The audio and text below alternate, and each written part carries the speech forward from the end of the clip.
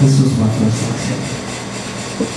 Heads bowed, eyes closed, no one looking around. There are hands up all around the room, and the buses will wait. This is how I was raised. Every single summer from 3rd to 12th grade, I spent my school years dying, and my summers reviving me. And I learned the word backslide until I was 16. But I did learn one thing. How to put on one hell-stopping of a show. You put your right hand up, I'm saved. Put your left hand up, I'm saved. Put your right leg in and your right leg out. You put your right leg in and you shake it. Oh no. You wear a fancy mask and you do this dance. Just like the hokey pokey, that's what you make it all about. And you forget the fact that maybe, just maybe, there's a real God out there who's waiting on you to step off the relationship and walk on the water walking. That is what it's all about. Please, trust me. I grew up in the same country as you, the same nation whose proclamation is tattooed on the elements and points like a declaration saying, in God we trust. But I have to say, that's trust. Well, gosh.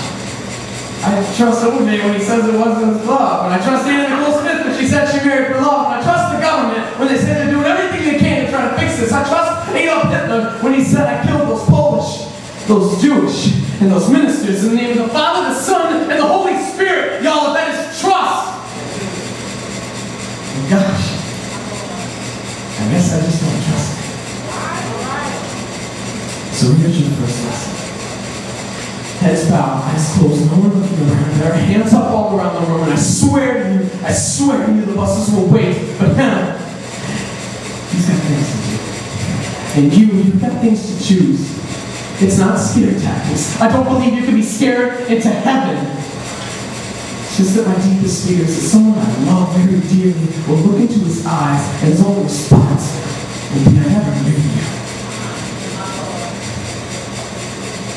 It's not scary tactics. It's just that I once was lost, but now I'm found, was blind, but now I see. So please, just trust me.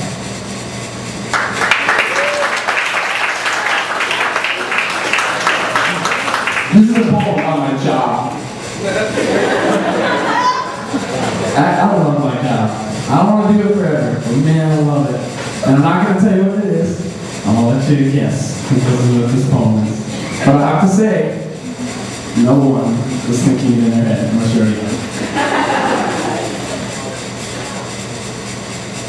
The wheels on the bus go round and around.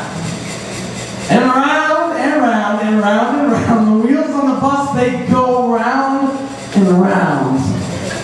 All through the town.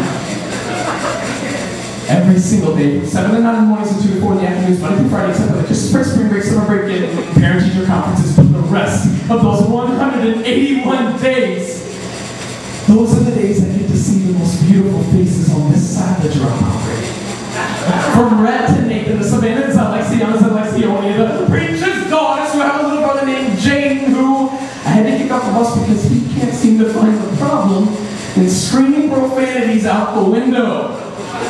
But for 20 minutes each day, these beautiful faces are captured in the lenses of time, with flashbulbs showing more than you want to see, and an aperture set to Mr.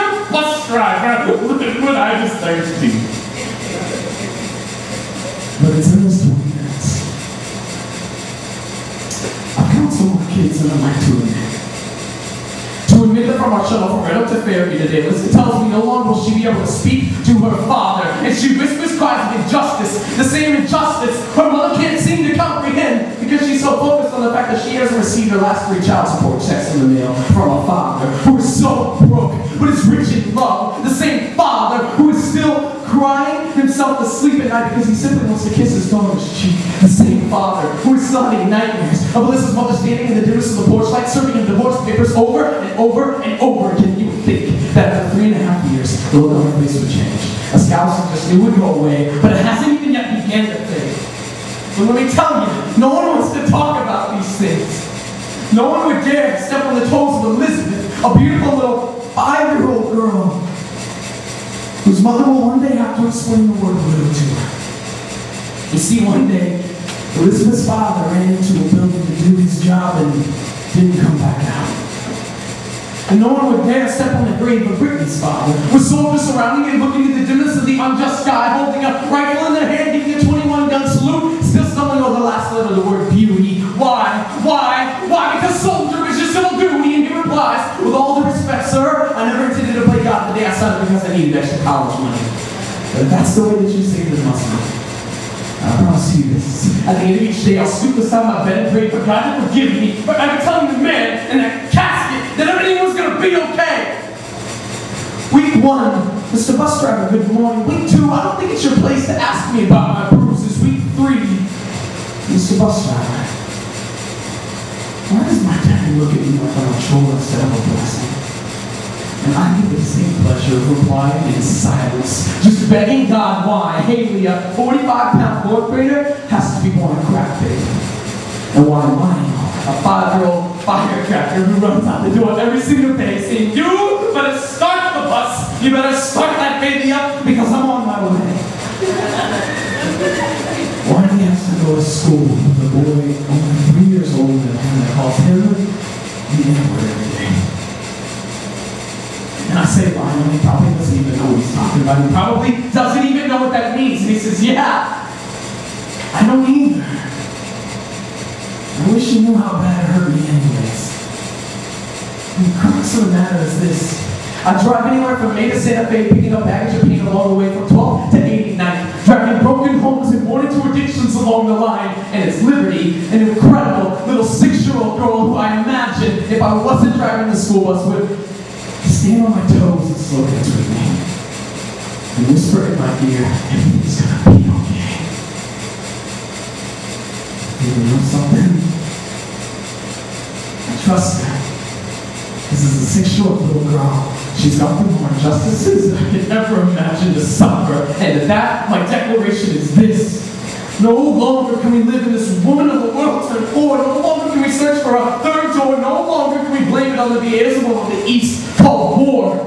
It's our turn to stand up and bite the bullet because we can't say things to our children like it's just the broken world we live in anymore.